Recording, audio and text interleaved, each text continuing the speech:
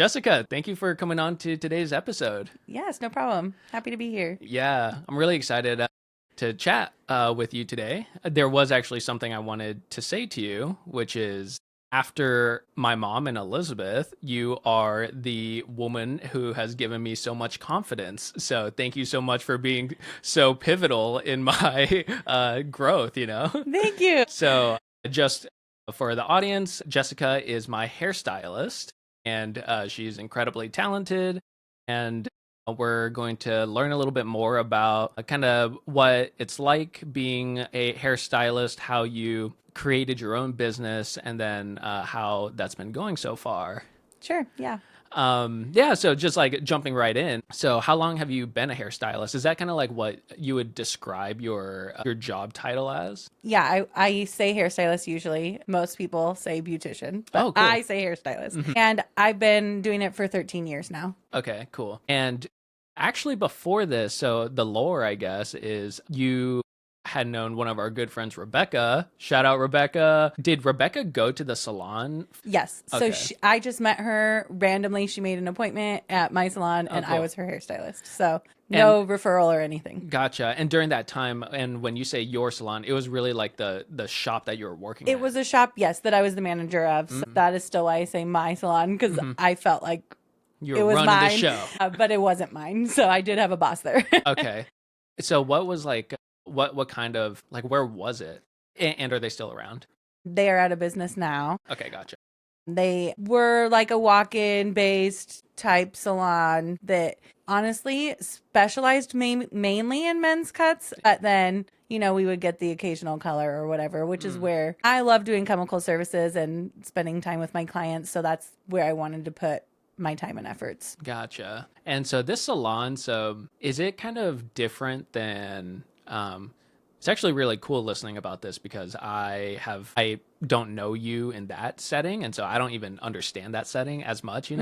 Is this like different than like a Great Clips? It's more of a not franchise, but it's still like a brick and mortar Yeah, I mean, I would say Great Clips is a good comparison, comparison, level, except for that Great Clips is definitely more corporately owned as far as like they want you to do haircuts in a certain amount of time. They want you to hit a certain dollar value as far as how much money you're bringing into the salon per hour and how many like product sales you have. And so that wasn't really pushed at my salon, but it was still more walk-in based Yeah.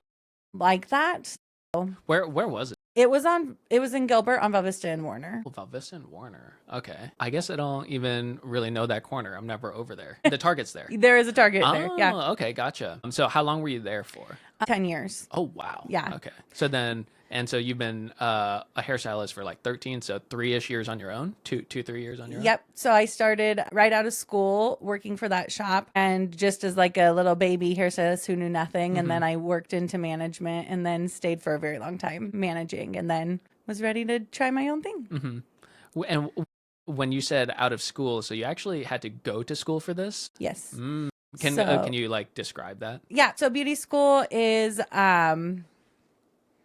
maybe like a year-long program, kind of depends on how much time you can devote to it, but it's in the state of Arizona, 1,800 hours of time. So I went full time. It took me from August to the following October, so like a year and a couple months. Okay. And so yeah, it's like they teach you, obviously you have clinic hours where you're doing hair on humans, or mannequins, but then there's also this part that's like into book learning. So more Like kind of more theoretical, like following like some more guidelines. theory, like color theory, different, I don't know, science, like lots of science reactions. What happens if this? What happens with this? And then also a huge part of our study is based on skin conditions and health conditions of the human body because lots of times people can Like react differently to like find different reactions, or they'll come in and I don't know, like a few times I've been able to help people either one say, hey, this looks suspicious. You might want to go check it out at the doctor. And then they come back and they're like, girl, thank you. You know,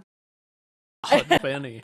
or different like autoimmune conditions can affect your hair. And so if I see something that is changing from one appointment to the next, then I can bring it up and say, hey, Gotcha. maybe we go talk to a doctor about this because that's not behaving Like typically. normal. Wow, that is so interesting. And like I guess like a little bit about what you said with like the color theory stuff. I remember we were in your current shop and Elizabeth was getting her hair colored and you're like you got to trust it. Your hair is this color and we're going to put this and you're going to go like mega blonde before you go light Light brown. brown. Let's go. Okay. Oh my god, that was hard. And then yeah, you pulled out like this like chart of like different like color scales and stuff like that. And so it's really interesting how different colors kind of like react differently with different products and chemicals. Yes. So yeah, it's like not all hair is the same. Yes, for sure. And it happens less now because I'm in my own shop. So I'm just workshopping in my own brain. But when I was at the salon I was managing, my employees would call me over and be like, hey, can you help me with this? And I'm like, oh, yeah, let's add a little green or whatever. And if you're the person sitting in the chair, you're like, I don't want green hair. Don't add green. But that's just the way color theory works. Just you would manipulate it just to make it get to like the gold color. Yep. Okay, gotcha. Something I was actually curious about with schooling is like what kind of practice do you do on the people or on mannequins? Because it's like I feel like there are different hair trends with different cuts and like different like textures and things like that. Like, are there kind of like standard ones where you're like, okay, every hairstylist is going to know how to cut like this? You know? Like, was there like a foundation or did you kind of just have to wing it and learn based on like what's currently trending? So I think I know there are. When you get tested, you are tested on a specific type of haircut. It's called a 90-degree haircut. It's like a shag, like the old school shag. That is what you have to present when you go to you have a clinical test where you have to cut hair on a mannequin. So that is the haircut that you give your mannequin because it requires the most layers. Oh, I see. So if you can do that, then the assumption is you can do most other things. So in school, when you're cutting your mannequins, they're having you do very little on these mannequins because your one mannequin has to last you your whole 2,000 hours, but you have to have so many haircuts or colors or whatever also in order to graduate. So really you are at the mercy of whoever walks in the door of the beauty school in order to give you the training as far as like what's current, what's not current. So lots of times you'll see girls in beauty school changing their hair a lot. It's because they want to try current trends. And truthfully, the people who walk in the door of a beauty school are usually people who are retired and on a fixed income. So you're not getting those trendy haircuts as much or those trendy colors because you're getting elderly people. I feel like... And those folks are usually probably doing kind of like just like, hey, I'm here for my normal... Yep. I'm and tracking. Very much so. Like the women who I had the experience of doing their hair was like little old ladies who did these little perms and then they would come in every week and have their hair like set in their little curls and they would only come once a week to wash their hair. That's like a regular thing there. So I was doing those short little perm heads and that's it. Luckily, I feel like my family lived close to me at that time. So I did learn a few other things based on specifically men. I feel like when you go to beauty school, you don't get very much practice doing clipper cuts or men's haircuts because... Oh, clipper cuts. Yes, because if you were to do a clipper cut on a mannequin, then your mannequin's out of hair and then it's over. Yeah. And then you're at the mercy of who's walking in the school as far as... people can go in and get haircuts at schools? Yeah, they're discounted clients or discounted services for these clients. So you can walk in and get your hair done at a school, but it will take a very long time because you're under the direction of a teacher there. So like if you're coming in to get a haircut, literally before I take any step, I have to go talk to a teacher. And then for the next step, I have to go talk to a teacher and get it approved. And so a haircut at a beauty school could take like a men's haircut that would normally take 15 to 20 minutes could take an hour and a half. Oh, nice. Okay, so cool. That's why I think that it's mostly retired people because they have time and they need to save money as they're on a fixed income. But because I had brothers who lived in the same town as me at the time that I went to school, I did get a lot more practice on men's haircuts than a typical hairstylist. Your brother's like, I don't care, just do it. Yeah. Kind of thing. Yeah, they're like, you have more experience than anyone else in this house right now. Basically. And so my parents were like, you have to they're teenagers, right? So my parents were like, well, you have to get your hair cut by her because she needs the practice. Yeah, so they were forced. But Jessica needs her damn, I was gonna say time on map, but I wonder if it's like time Not in chair. Person is in chair. Yeah. Okay. And so when you were in school with like the mannequins, I've seen videos of like wigs being created out of like human hair. Is this like a human hair thing, or is it like a not human? It plastic? I don't know what. Yeah, it's definitely human hair, Oh wow. but it's been chemically treated so it doesn't behave exactly like Mm. human hair. And the other thing about mannequins is that they have perfectly round shaped heads with no imperfections or flaws. So, as much training as you can do in beauty school, I feel like it does not prepare you for actually being behind the chair because it's so different. Yeah, and you have to kind of like even control how much pressure and things like that on the head, because a mannequin is not a person that can feel. Yeah. And, I guess this is kind of funny because when I was younger, I was going to a little Vietnamese shop in Mekong Market, and it was so funny because during the haircut, woman was like slapping my head around. Whether she's got like clippers and she's like banging me up on my noggin, and I'm like, this kind of hurts a little bit. It's like left and right and all these things, and so thank you for gentle hands. You know what's funny though is that there's some states where when you take your clinical exam that they have you bring in a live model because they want to see if you hurt, like the expression of the person in the chair, because Like if they're wincing. if they're wincing and things like that. In Arizona, it's not that case. You do your clinical exam on a mannequin, but there are other states that do it because that is information that is helpful to know how you're actually treating a human. Yeah. head. Yeah, totally. Yeah, you're kind of like, yeah, using like a real person's feedback to see how good your actual like end-to-end skills are, not just like cutting, right? It's like a whole service and thing like that. And so once you graduated school, was it pretty easy for you to find work right away? Yes, I was lucky enough that I found my salon through a mutual friend who she knew the owner of my salon. She didn't work there, but she was actually my mom's age. But she said, if I had a daughter who was going to start working, this is the person I would want them to work for. So I had a job already lined up before I even graduated, which was really nice. Yeah. Okay. And so we graduated, and then you were able to find some work, and the first job that you had was the salon that you worked at or managed. Can you kind of like describe kind of like what a day to day was kind of like there, and then kind of like how you progressed into your management role and how you liked that Sure. or did not like it? So it's interesting because the day to day changed significantly over the 10 years that I was there. But when I first started, it was very much like there was almost an hour wait all day. You go in, you put your name down, you come back in an hour. Go to Target. Yeah, shop Target. There Yeah. was a Target there and a Ross in that parking lot. And so everyone would be like, oh, okay, call me if it comes early. But they would just be at Target or Ross. And so it was just haircut, haircut, haircut. So when I first started, I was maybe doing a haircut every like 30 minutes to 45 minutes. But over time, I'm able to crank them out in 15 to 20, right? Unless it's a woman. But usually it was men and children. Boys when I first started. So the day to day was just 8 hours long. You don't take a break. You don't get lunch. You just cut hair all day long. Yeah. Wow. Pretty like a lot of time on feet and stuff like that, right? Like pretty exhausting. Yeah. Yes, definitely. Did you ever get like little like splinters? For some reason, I've been getting like that showed up on my Reddit today. It was like, oh yeah, there's a splinter in my toenail. And I think I've given some of my old hairstylist splinters. I think so. Your hair is the type that would, if it was short. Have you had like short clipper cut hair before? Yeah, when I was younger. Okay. Before you. Yeah. That's so funny. But I still get splitters very regularly. So if you looked at my feet, I probably have them all over. Oh my God, does it hurt? They do really hurt. Yeah, you can feel literally. them when they go in. Yeah, it's just interesting. So it's like that really straight, fine type hair that can just slide right in. Yeah. So.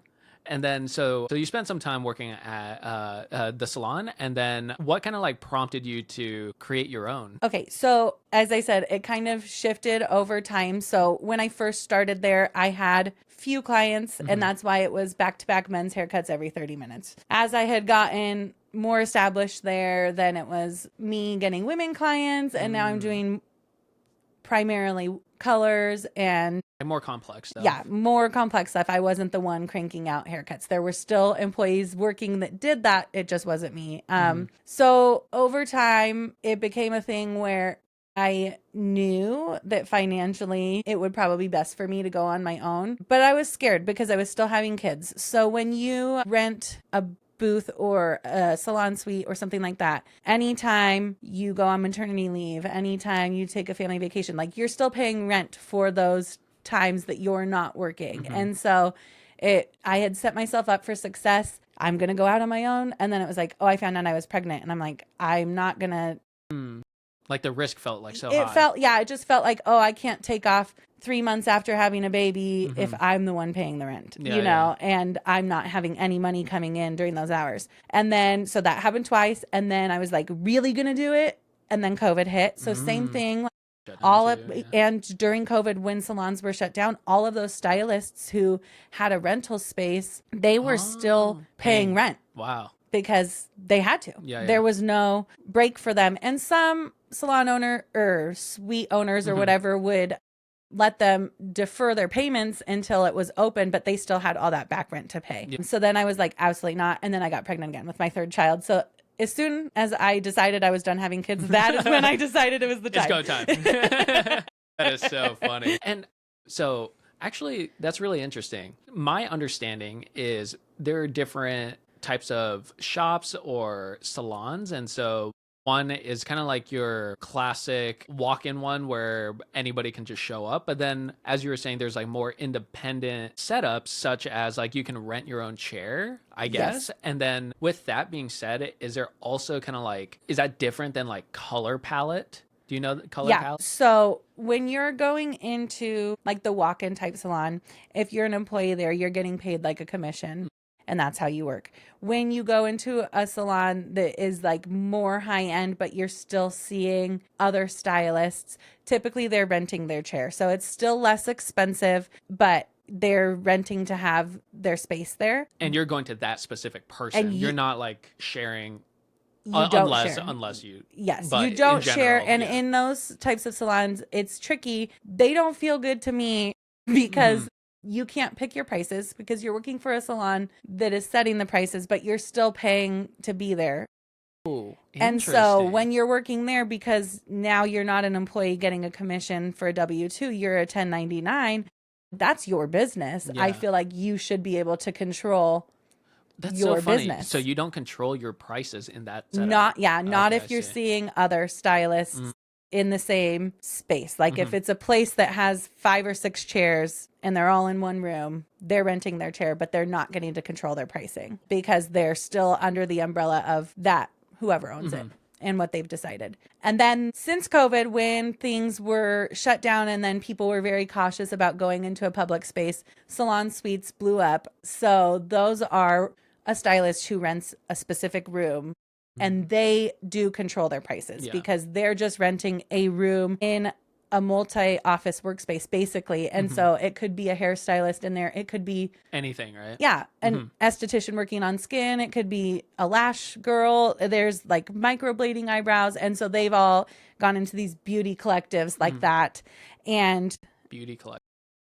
So they're just like their own little space, but they are an independent salon within that building. And so that's what became really popular. And when I was looking to leave, that is what I was most considering, because going from managing my salon, I did have a boss, but my boss allowed me to basically do whatever I wanted. I was the boss. And so I did not want to have to go back and report to somebody else after having had so much independence for so long. So then you finally created your own salon. Can you kind of go a little bit more in depth about what that process was like transitioning out? And Yep, I feel like my transition happened quicker than I was expecting or ready for. When I was making plans, I was interviewing at lots of different places, trying to find the best place. It's tricky because they tell you that when you leave a salon, you will lose at least 50% of your clients. And so that is scary to know. I have enough clientele that it's going to be okay to lose 50%. Yeah. And that scared me a lot. And then on top of that, you want to look at a place that's relatively close in distance to where you're at. Obviously, if you're making your clients travel 30 extra minutes, you will lose more than if you're making them travel 2. Yep. I was lucky enough that my owner of my salon never had us sign a non-compete Mm. contract. There are most often when you're in a walk-in type salon like that, you sign a non-compete and So then you can't just take you clients. you can't work within a certain Distance. mileage. Whoa. So that was something I didn't have to consider, and I was lucky for that. And so it's like maybe November-ish, and I'm definitely starting to consider leaving. The owner of my salon at that time, she had gone through a family tragedy, and she was ready to sell the salon.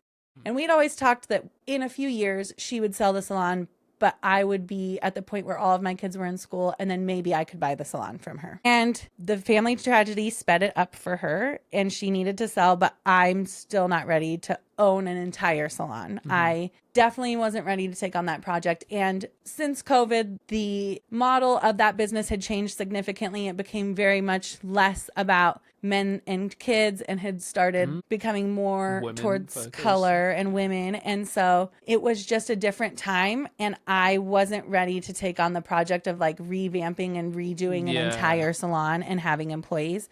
My daughter currently is 4. So at that time she was Like one. Yeah. You know? And so it just was like, I can't dedicate my life to that. So that's when I knew she was looking to sell, and I started thinking, okay, I've got to make a plan.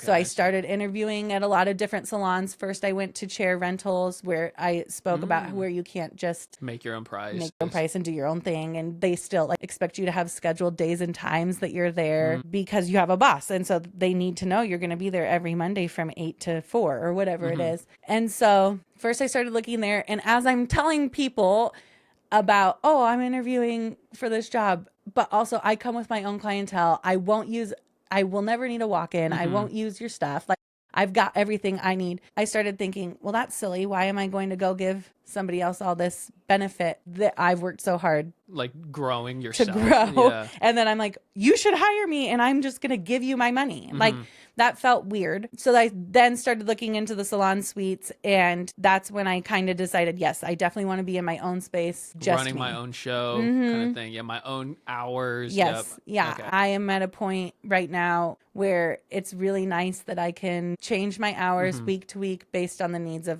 my family. Yeah. Okay. And then so you actually ended up creating a salon in your own house, actually. Yes. And so you like revamped it. It was amazing stepping into your spot. Yeah. So when I started looking into salon suites, the rent on salon suites is insane. For people who think that the price of hair is out of control, it is, but it's because of the amount that your stylist is paying for their room. For a tiny room that is smaller than the room we're in right now, the rent is like twice my mortgage. Wow. It is insane. Yeah. And so I was just having a really hard time swallowing that. And where I was at as far as the clientele that I built, I knew the amount that they were paying, and I knew that I couldn't just skyrocket their price to cover this insane rent. So like I said, this is November, December, and I'm not feeling great about any option. Well, then in January of that year, new laws came out. And so the State Board of Arizona Cosmetology had changed the regulations for how you can legally operate a salon in your home. And so then it was like, Wait, like this is a new law. this is a new law. So before, if you have been getting your hair done by someone in their house, it probably was not legal because they had specific requirements that were almost impossible to meet. Interesting. And then I think the state board realized there's a lot of people illegally doing hair in their house, and they can get more money on all of us paying our fees if they make it easier for us to legally do it. And so things that changed were like, it used to be that your clients definitely had to have a separate entrance into your salon, which mine still do. But now you can just walk through someone's front door and walk through their house to get to where you need to be. But the one thing that was pivotal for me was that they used to have to have your own separate bathroom for your clients. And now your clients can use a bathroom that was already built into your home. And so that was pivotal for me because, as you know, in my studio, you're in your own space. But if you need to use the bathroom, you have to enter my home, and the bathroom is immediately inside the door. It's not like you're walking through my house, but you might run into my dog or my kids. Right. Okay.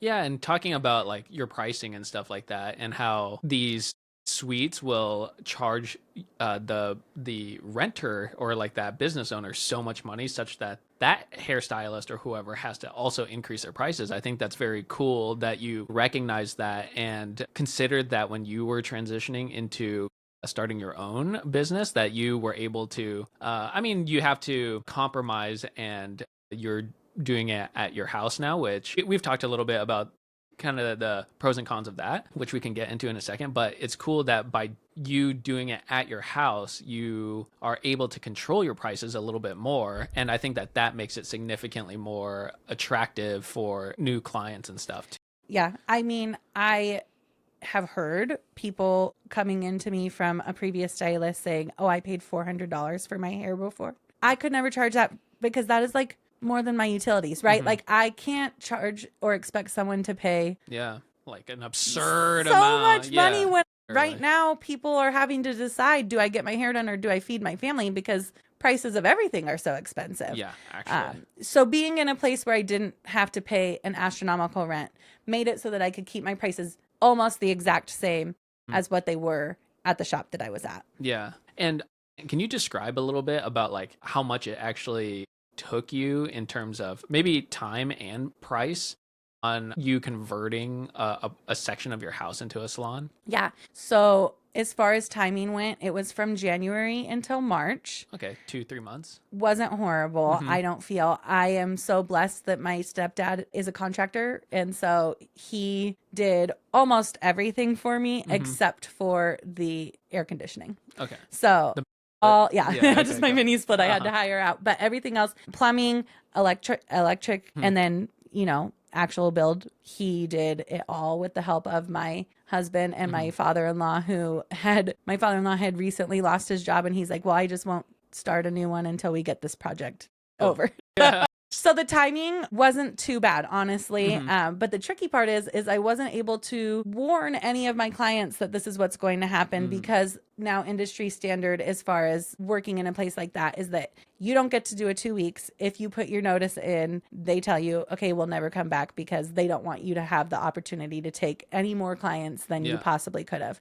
And it's interesting because I didn't necessarily start giving out my personal number to my clients at my shop, like in preparation to leave. It was just more so that I was getting so booked that it was easier for them to schedule with me than to ask the other stylists who worked there, because I'm faster and more efficient than they were. So they would say, oh, she has no openings, but I knew that I did. Yeah. And so, but even with social media, the clients who I hadn't given my personal info out, they could find me really easy. The has changed, but I couldn't warn any of my clients, because I knew if the new owner, so like I said, my salon owner was selling, so I knew if the new owner had heard I was going to leave, that I wouldn't have the opportunity to work until my salon was built. What was really nice is that I waited until my salon was completely ready to go before I gave my notice.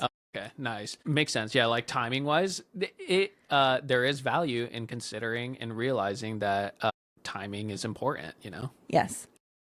So you created your salon, and then you immediately put in your 2 weeks or whatever, like you're like, hey, I'm resigning. Yeah. And then like at that point, you kind of already had your regulars, some contact with them. Did you kind of just like send out a mass text kind of thing, like, hey, I'm moving on kind of thing? So a lot of them had already been my friend on social media, so they just saw my post. I made a post. I made a hair page, and then I shared my hair page to my personal page, but just a post about, hey, I left. And lots of people started flocking to get their hair done, I think, because they were wanting to see, obviously, the new space. But then besides that, no, I did not send out a mass text. If they already had an appointment on the books, I texted them and said, hey, just so you know, for your appointment, it's not going to be me. Or you can come to my new space, right? And so I would say at that time, I lost 0 clients. Like everyone was like, no, it's okay, I'll follow you. I'm about 6 minutes drive farther for most of my clients. So it wasn't a huge it's 5 more minutes this way or whatever. Gotcha. And so when you transitioned, so you have about like 3 years of experience running your literal own salon. Can you describe kind of the things that you've learned? Like what was surprisingly like difficult for you, what like Yeah. Boundaries are the hardest Mm. for Texting you me. memes and stuff, and I'm like, you're like, haha, stop texting me. No, I'm just kidding. Just no. Okay, so here's the truth. Okay, since I don't know if it would be different if I was in a studio that was in like a salon suite setup, but because I'm in my home, most of the time clients are expecting that I am available every moment of every day to Oh do yeah, we hair. talked about this. Yeah.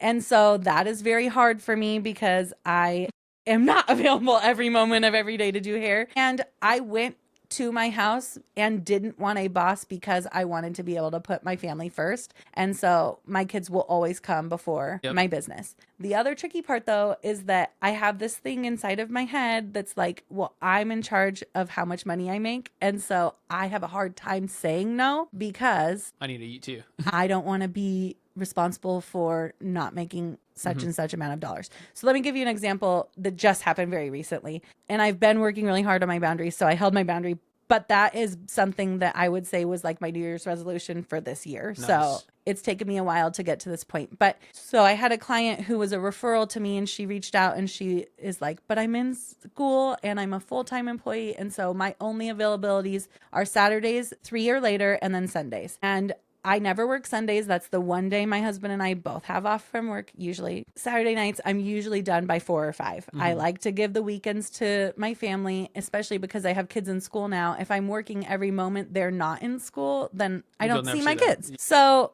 I'm sitting here and I'm like, okay, now November's been a little bit slow for me, which is interesting because usually it's not. But Like October was extremely busy and October is usually slow. So, the ebb and flow is different. But because November is slow, I'm actually considering taking this woman as a client, even though I know her availability doesn't work with me. And so I'm talking it over with my husband and I was like, okay, like maybe I could do it.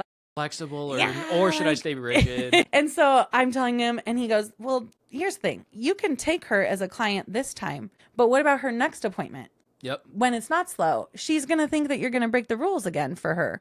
And so that's valid. That's a very valid point. Anyways, I ended up telling her no, but that is a hard thing for me to do because in my head, I'm like, I don't know. It's just this guilt that it's like, that's a less Christmas present, one less Christmas present I could buy for my kids, or that's one. It's one less. Yeah. Yep. Exactly.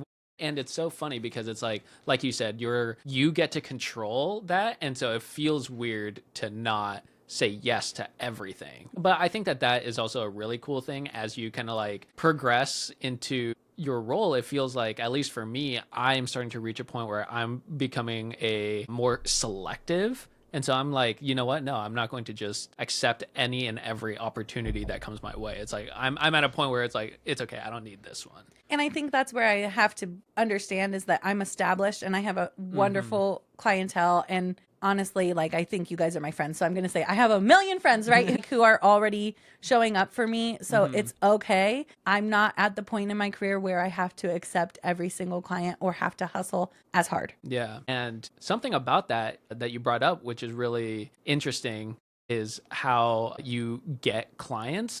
Something we talked about is you primarily do it off of a referral base. I think that's really cool. Some slight random story. I was reading something about like a Japanese bar club or bar or something like that, or restaurant, and it's like you're only allowed in if you're invited by somebody who's already in there.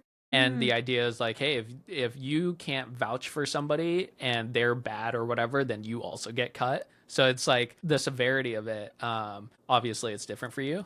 But when you told me about that totally makes sense because you are running a business out of your own house. And you, like you said, it's like having people in your home makes you kind of more aware. And so you want and get to be more selective. Have you found that are you kind of still maintaining that referral based concept? Yep. I think that because I'm in my house, I have to be aware that having strangers in my home, when I'm in a room by myself alone with a stranger and it's not a public place, is not the smartest idea. And so if somebody just randomly messages me from my social media accounts and they do not tell me where they came from, they will not be able to book an appointment because I just need to feel like I am safe and my kids are safe. Yeah. Yeah, totally. So it does make it more difficult because I can't totally advertise. And so my growth will be slower. Yeah, gotcha. And in that same vein, we were talking about the amount of male and female clients that you have. So is that kind of like part of the equation as well as like of who you take on? Like we were talking about how you only have like 2 to 3 consistent male clients. Is that kind of like still how it is? I feel like my males have gone up. Okay. Actually, I don't prefer males because I do actually love doing the girl hair. I feel like when the girls come in, it's just like a girl's day, and like those are my friends. But my men treat me better than my men clients treat me better than my women clients. Yeah, so I have worked to try to get more male clients because they treat me nicely. Nice. Okay, cool. Nice. Yeah, I'm always telling my friends about, like I said, about how like you like have given me so much confidence, and I've been saying that all year. It's so funny. I've only had like a perm for 1 year, less than 1 year, but yeah, I go around like flaunting it, and I'm like, yeah, check out my girl Jessica. Another side note is, have you heard of the word? And I don't even know if I'm gonna say it right. I was researching it earlier, but it's called like all right, I'm getting cooked. Apatronym? No. Okay, nice. It's probably because I'm saying the wrong word. But in short, it's something along the lines of like your name kind of describes what you do for work. So Okay. it's like Usain Bolt, he's a runner, or like I think Elizabeth was saying like Emily Wines, she helped like created Cooper's Hawk, the winery Right. thing. And so I was like, is your last name Long? So is it like long hair? I know, And that's your, so like, funny. Yeah, it is. But what's so funny is I've had multiple clients because my last name is Long and like my studio name is Jessica Long Hair Studio, that they go, but I have short hair. Oh, will you still interesting. take me? I'm all, yes. Long is not the hair I do. Long is my name. But Yeah, that's cool. So like over your years, what have you seen in terms of like hair trends? Like, are you able to like look at other people and instantly lock in and be like, oh, they have this kind of cut? And then like in your brain, do you like try to recreate how you would like cut it and stuff or style it? So this is for everyone who's my friend who thinks that I'm judging their hair all the time. No, I could do it, but I just don't. Like, unless I am the person who does your hair, I'm not looking at your hair when we are hanging out. But if I do your hair, then I am 100% analyzing it every second of our hang. How's my hair? You're like, it looks shaggy. You're ready for another perm. That's so fun. I know. And yeah, so talking about the boundary thing a little bit ago, it's so funny you said that because I was one of my buddies, it's his birthday today. Shout out Mitchell. Happy birthday. He was getting married up in Washington. And I think we were flying out that Sunday, and I was like, oh, it was Wednesday or something. And I was like, I only have Thursday or whatever. And I immediately texted you and I was like, are you free for me to get a perm? And then you're like, bruh, no. And I really liked that you kind of like didn't just like flex open and allow that to happen, I guess, you know? And then it ended up being fine because I got a perm 2 weeks later after that. I mean, I try. Also, though, if you are my good client and you are so loyal and treat me well, I will try my hardest to maneuver Sometimes, you yeah. if possible. But sometimes it's just not possible. Yeah. So, Gotcha. Yeah. And so with this perm that I have now, I'm a little bit nervous about like what I'm going to do next. Do you have any like thoughts on like what could be cool or not cool? I don't even know. Like I'm thinking about like just like cleaning up my hair a little bit more. Like right now it's pretty shaggy, it's pretty long. I kind of love it still, but I'm not trying to change each year, but I'm kind of like wondering what my transition will be. So any fast thoughts? You're like, should we color it? That would be crazy. that would be crazy, actually. You would actually good with some color. What color do you think? I think you would look good with some dimension. Some What does that mean? highlight, low light, right? So different colors in your hair. Because as you have gotten it permed, maybe this top color that sees the sun is lightening more. So it might be fun. That is so funny because for the past like 2 months or something like that, so many people have either complimented or commented like my hair is so light, and they're like, did you put color in it? Do you feel like you've noticed, though, that it's lightened a bit? I think so. And when I take selfies and stuff, I think I see it. So this underneath back part It's still pretty is dark. darker. And so I think it might be fun to like bring some of that up so that you've got these like multi-dimensional colors, and it might actually help your perm or curls pop a little bit more because it's not a flat colored canvas. Yeah. Okay. But I kind of like your hair as is right now. I kind of like it too. So I don't think we're ready yet for like a total haircut change or something like that. Okay, I'm gonna follow your lead. We'll yap a little bit more about that next time. But and so like when I'm actually at your salon, I see a few things that are you have some pretty funny stickers, like something like "I'm not your therapist." Something like that. What is that kind of like? Is that stereotype true where it's like this hairstylist like hears like and knows everything because the clients are like always yapping kind of thing? Yeah, 100%. I feel like that's what I feel like you guys are like my best friends because I know everything about you. And so it's so funny. Like even yesterday, I was just telling my husband, one of my clients is going through something pretty heavy. So she came in and just started talking about her marriage and its suffering currently. And she thinks she's ready to divorce, but her husband isn't. And she's just navigating this whole situation for herself. And then at the end of the conversation, she goes, man, I haven't been able to tell anyone that. Like, it's so nice to get that off my chest. Wow. And I think it's because you guys come in and you can tell me anything about your life. And I don't know anybody else in your life. I mean, in your scenario, okay, yes, I know your wife. So yeah. when I have a situation like that, I try very hard to never like share what was shared from one appointment to the other funny. Because is that a lawyer? Yeah, it's like client confidentiality, but I didn't take an oath for it. But yeah. So, but most of the time I don't know the immediate people in your life, and so it's easier to share things with me that you might not share with other people because who the heck am I going to tell?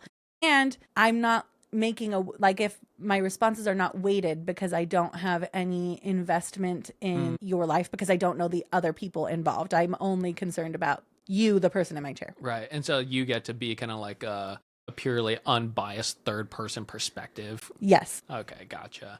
Yeah, I guess I haven't really vented with you much. Like we usually kind of talk about how your business is going and like different strategies we could move forward with or explore, and like the differences between, how do I say this, male and female clients. And so something we were talking about was like when you have more male clients, you can churn out more, but they're so much cheaper. What is that? Like that price is so much lower. So it's like there is like a weird curve where it's like having more women cuts, but not hair coloring. And it's like all those different hair styling appointments like kind of start mattering more. Do you kind of have you kind of like noticed what a perfect setup is for you, at least? In my ideal world, the way I can make the absolute most money is if I put a color on someone and then while their hair processes, it's usually 45 minutes to an hour that their color has to sit at least. I'm churning out 2 to 3 male haircuts. In that scenario, I am making the absolute most money. Gotcha. I can. That happens very rarely that is lines up the like case. That. Yeah, because like I said, males are so much less expensive, but at least the male clients that I have currently, like I said, they treat me so well.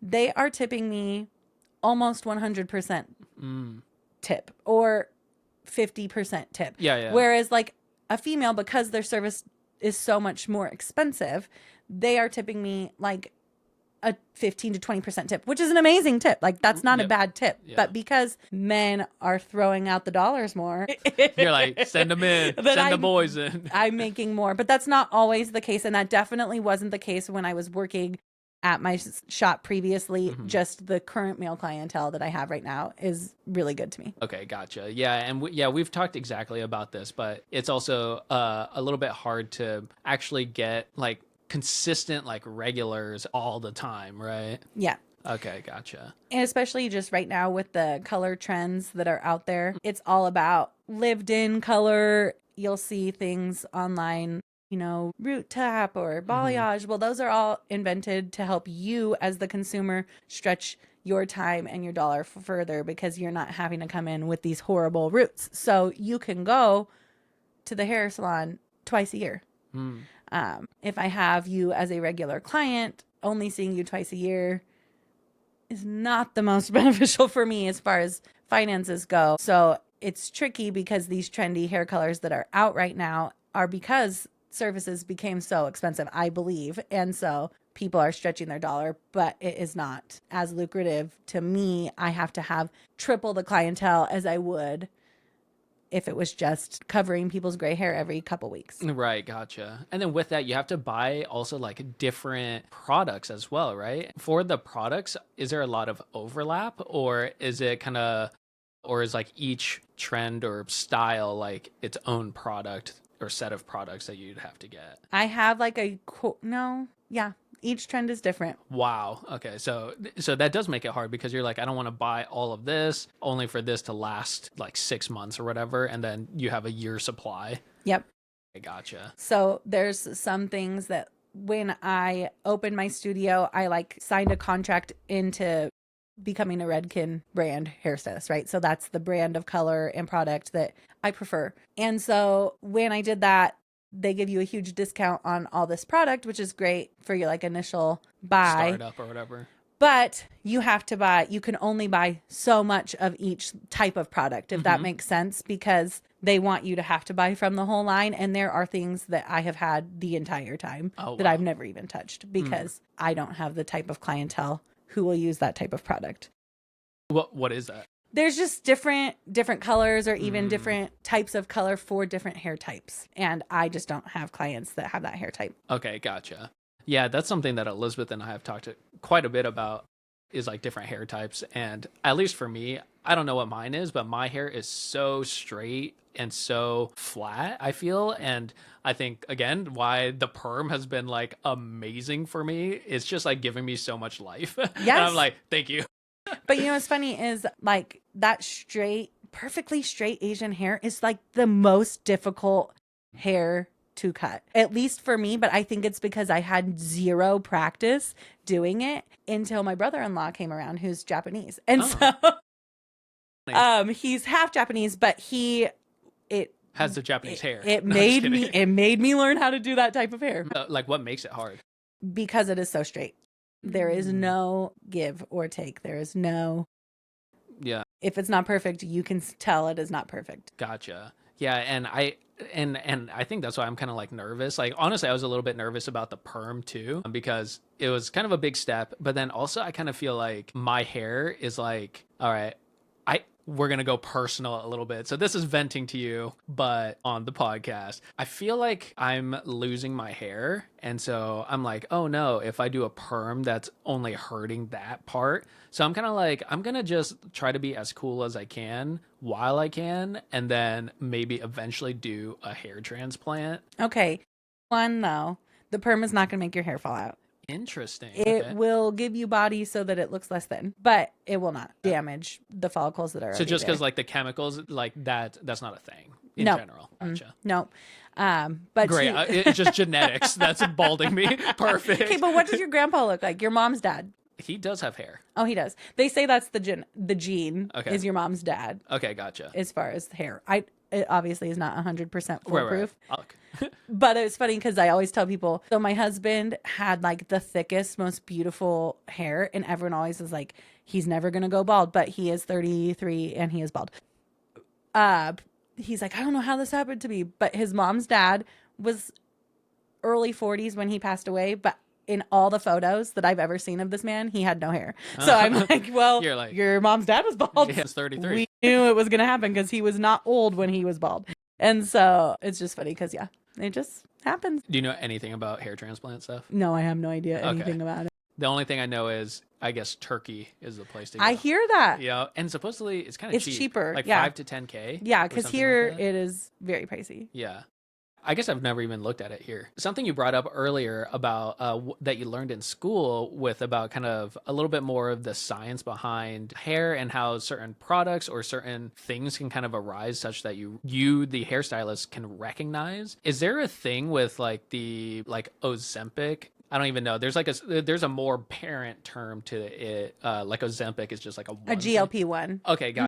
So like I've heard that can really affect hair. Do you know, or do you have much experience with that? Like or with clients who have that? Like what happens? Okay. So rapid weight loss in general will always make your hair fall out. So whether you're losing it with a medication, a surgery, or like the good old fashioned way, your hair will fall out. That is something that everyone should know. Your hair is part of your autoimmune system. So anything that can affect your autoimmune system and your hormones will also likely affect your hair. Gotcha. And that's why the perm wouldn't affect it, because it's not affecting my autoimmune system. Yes. Nice. So that's like the general idea. So just know that. But what I have seen with my clients, some of my clients on GLP-1s, I would say like, okay, I had a snafu with a client on a GLP-1 and I put up a sign in my studio. Yeah, that's kind of what I'm thinking. That said, please notify me if you're on a GLP-1. This is so that I can tell everyone rapidly weight loss makes your hair fall out. Just know that. But since then, I have like discovered that probably 70% of my clients are on them. And I would say I have like 3 that I notice problems with their hair. Now, lots of them have hair falling out, but these 3, their hair is like very brittle and breaking. And I think if I'm gonna just speculate on what the issue is, it's not actually about the medication as far as like the food that they're choosing to feed their body, because your hair is part of you that needs nutrients to grow. If you are not prioritizing good food for your body, your hair will suffer. Oh, wow. That is so interesting. And so, these clients, I always ask, I'm like, okay, what are you eating at home? Because you're on this GLP-1. And they're like, yeah, and I just like crave sugar. That's what they're telling me. I crave sugar on the GLP-1. So I'm basically eating like all carbs. I'm like, okay, well, your body is suffering. So I'm like, maybe let's try. And I don't know. I am not giving medical advice. Right now, I'm not giving you medical advice. There's no medical advice. But I'm like, let's try some, like, I've had a couple clients say that they take like beef organ supplements, or they take like those colostrum supplements, so that they're getting some sort of like extra protein and all these nutrients that their bodies are not getting because they're not capable of eating as much food because of their medication. So that is what I have seen on the GLP-1s, is like, please prioritize good protein, very good nutrient food, nutrient dense food. Yeah. And your hair will not suffer. Okay, gotcha. Yeah, I didn't realize that was a thing, but you're right. Like, I saw the little sign, and so I was kind of curious about if you have run into a lot of people who have that, and so that's kind of like a new obstacle that you kind of have to like work around, right? Yep. And so I also, this is just a tangent, but I guess I'm going to tell you. I have a client who recently, by recently, I mean like she's 3 years sober. So congratulations. I know, I'm so proud of her. But so her hair is very long, like to her waist, right? And so when we are doing her hair, I can literally visually see like this much of her hair. Oh, wow. Is good, healthy hair, and this much of her hair is heroin hair, right? Like, just the things that you put into your body will definitely affect your hair. Okay, gotcha. Yeah, I think that's kind of why, like, in government background checks, and sometimes like they'll do like hair samples, right, instead of like blood or whatever, because it like lasts in your hair. Yes. Yeah, it will stay in your hair until it's cut out of your hair. Wow, that is so crazy to me that's like holding a history. When I was younger, I was trying to work for the government, and I kind of did, but I also smoked weed, and I was sitting there and I was like, oh no, should I like shave my head just in case? They didn't care about me, so they're like dude, you keep your hair, it's okay. So they didn't see the weed hair. So that's so funny. Cool.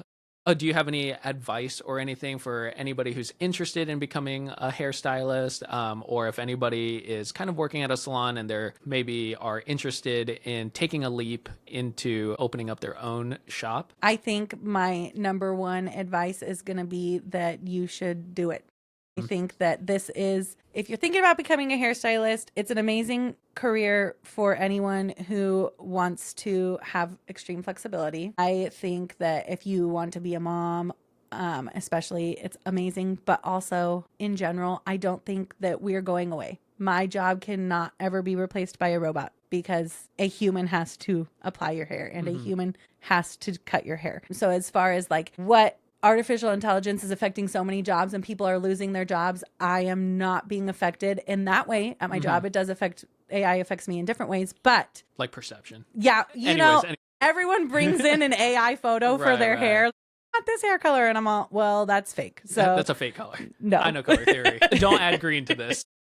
Or like they'll bring in a picture that AI's created of their hair with like natural gray, and they're like, I want to go to my natural gray. I'm all, that's not your natural gray. That's what AI guessed your natural gray looks like. True. I'm the only person who knows that you actually only have gray in the front and nothing in the back. So anyways, it's just interesting. But so I like that to me feels job security. I think that that's pretty powerful because I know that I can't be replaced. On top of that, I believe wholeheartedly that no matter how poor people get, they always find money to get their hair done. And so I think even if they're stretching longer between their appointments, they are going to come back to get their hair done. And so I feel like that's job security. Yeah. So that is a good financial choice. But also, I don't know very many people who get to do their dream job. I think that lots of people have a job and they just go to work and they come home. But I am so... Am I allowed to say that? Don't say it. No, but I am so fulfilled by my job. I think like this is truly my dream. And I don't know another job that could be as fulfilling as mine. The personal contacts, the way that I can start work with like the worst day ever and leave with the best day ever because people can uplift me and I can uplift them. And just the way that I view the world, because I get to hear so many different perspectives. Like I am a more compassionate, more understanding, more kind person because of my job. So become a hairstylist. If you're thinking about it, do it. It's amazing. If you're looking to start your own, do it. It's so much better to work for yourself. My anxiety levels have gone down. I have been able to literally get off my anxiety meds since I left a salon and started working for myself. I still have anxiety and there's still hard things, but I think like take the leap and trust in yourself. The other thing I would suggest is that you keep your boundaries strong, because people, as much as like I said, I think you're my friends, but as much as I think you're my friend, I'm also your hairdresser. And so people will take advantage of you if you allow them to. And talking about what you said about taking the leap, something that I've been talking about throughout this season and a little bit of last season is this this riddle that I've been saying is, when a bird lands on a branch, does the bird trust its wings or the branch? And from my perspective, I think the bird trusts its wings. And I think that it's very cool that similarly you also trusted your wings, and like you said to the audience, that take that leap and it's okay. Like you'll figure it out, and it's going to be hard, but it's also hard not taking the leap as well. And you're going to go through whatever bullshit that is a part of that. I think it's a matter of choose your hard, because they're both hard. Choose your hard. Exactly. So just choose which hard you want. Wow. That's great. Choose your hard. And at the same token, oh gosh, I had a thought. Hold on, Steve. It's over. Something leap? Yeah. I don't know where I was going. It'll come back to me. Hold on. I think we were talking about leap. Choose your hard. Nope. It's over. Damn. It was going to be good. Choose your hard, though. What a line. What a bar. Should we get that tattooed? Yeah, let's do it. I'm going to get a sticker. I'll put it on my... Choose your hard. I'll put it on my... You're a tattoo person. I'm scared to get tattoos because... It's permanent. I have commitment issues. Me too, actually. Yeah. Well, yeah. So I said, screw it. I'm going to do it. Check out these 3 lines. What do they mean? Nice. Yeah. I've never liked something long enough to feel like I should get it tattooed on me. So yeah, bet maybe choose your hard will be it. Choose your hard. Cool. Awesome. Well, Jessica, thank you so much for your time today. I really appreciate you coming out and kind of explaining about what it's like being a hairstylist. And yeah, if you are all in the Arizona, Gilbert, Chandler, Mesa area and you're looking to get your hair done with fair prices, definitely check out Jessica's Instagram. I'll post it down below, or you can reach out to me first so that I can validate that you're cool. As I say, you still have to have the credential. Yeah, you have to still be cool to be... Because he's not going to refer a crazy person, because he's going to be afraid that I'm going to kick him out. Yeah, I need my hairstylist to keep my perm looking good. Awesome. Thank you so much. Thank you.